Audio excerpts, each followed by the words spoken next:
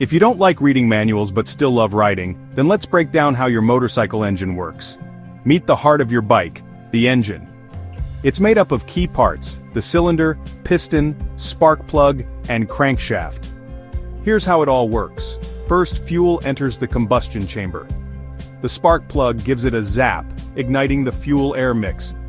Boom! The explosion pushes the piston down. This is the power stroke.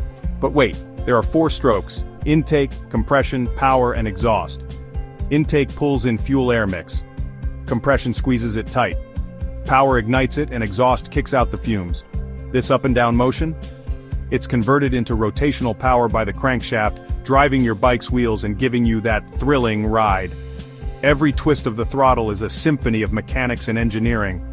Now go ride with a bit more appreciation for the magic happening under your seat.